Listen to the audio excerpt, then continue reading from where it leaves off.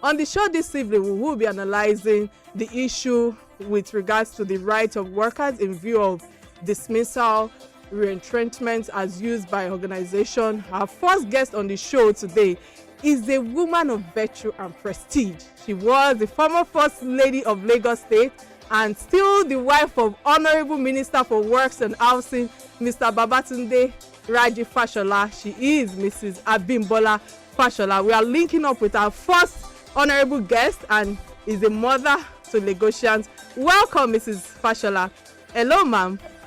Good afternoon, Kike. Good afternoon, ma'am. We are glad to have you on the show today. Thanks for honoring my invitation, and I hope you're fine as we've been communicating back to back. But how have you been coping with this general pandemic situation thus far, ma'am? Well, it's a new norm for us. Yeah. It's something nobody ever envisaged. Yes, ma'am.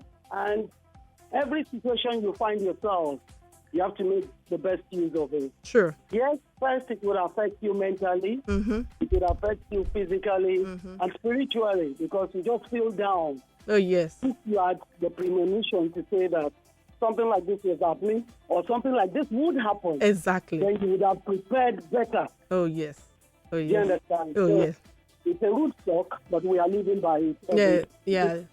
You're right. Thank you so much, man. I know that at least a lot of people have learned lots of lessons, especially when it comes to the religion part of it. Being the first former First Lady of Lagos State, I know that you need no introduction. Mrs. Fashola is a well-reckoned name and a prestigious one at that. So just let our audience meet you aside the brief introduction I just made of you, ma'am. Well, I'm Abimbola Fashola. Yes. I'm a mother of so many children. Absolutely.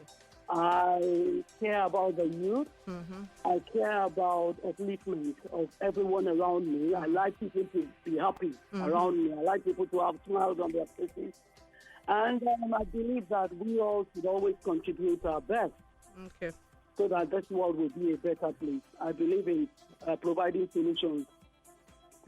Okay, thank you so much, ma. So we know that it will be a pleasure to know what Mrs. Fashola has been engaged in since she left the First Lady office. We would want to know, because we know absolutely that you're an hardworking woman full of initiative, plenty initiatives. So please educate us, what have you been up to since you left the office of the First Lady?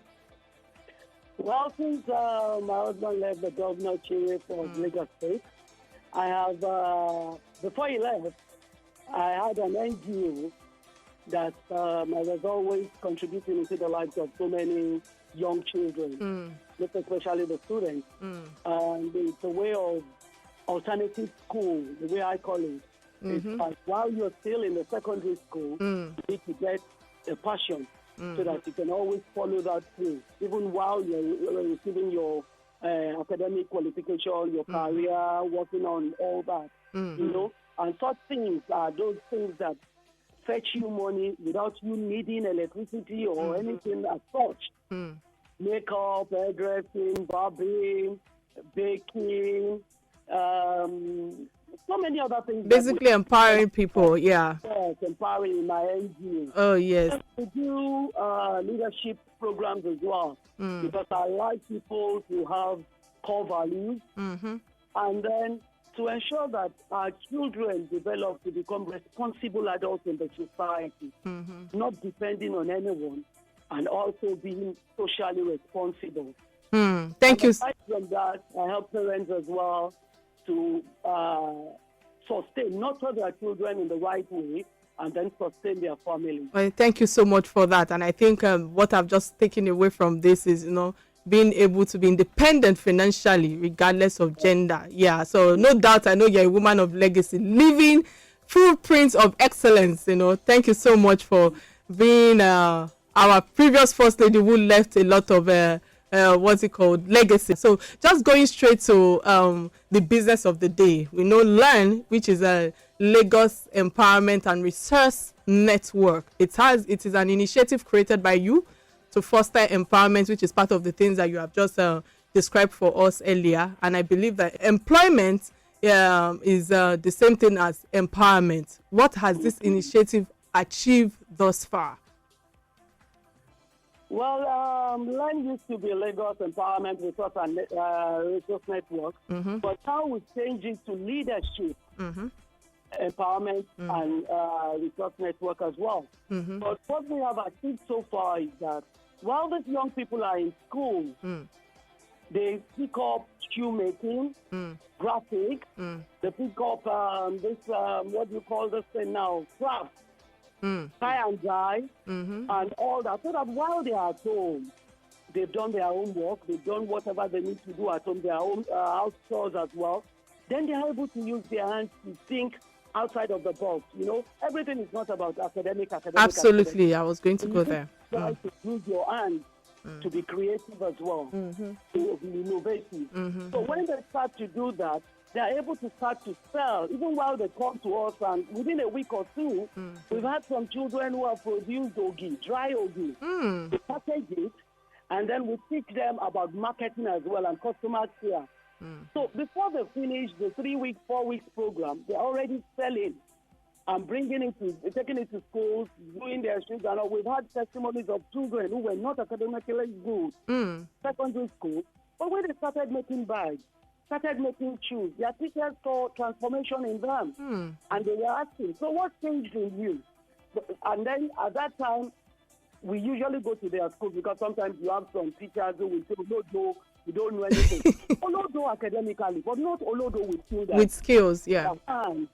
You understand? Yes, ma'am. So we need to be able to enhance these children's quality, find what they are good in, and help them to succeed in it. Yeah, thank you so much for going there, because I know that during this period of pandemic and the lockdown, all these skills has made them restricted because there's nobody they can actually sell to, knowing that there was no movement. And of course, there are mass employment challenges and retrenchment being caused by this COVID-19 pandemic. Many economists have lost millions of job space, and also unemployment levels has risen unexpectedly. What's the solution to this situation that we have at hand, ma'am? Well, this reminds me of one of my daughters in the house. When we were talking about this unemployment and what COVID pandemic has caused globally, and she was concerned about teachers, because I was saying teachers now should start to upload their lessons. Teachers should teach online. They can use whatever method they want to. It's not specific. But let's start somewhere. And I was saying they can use WhatsApp. They can use some states now are using the television. They are using radio stations and all that. And the teachers themselves, because when I was growing up, and even when my children were growing up as well, we had teachers who used to come for lessons after school. Why can't they start to advertise themselves online, on Instagram, on whatever medium, to say, we are doing this. We can teach the children online. You don't need to come to my house physically anymore. That's one for teachers. Don't think that your job is being lost. No, it's to showcase you, to say that this is one of the good teachers we have, because you can transform yourself to the next level. And absolutely. That's what it's all over. That's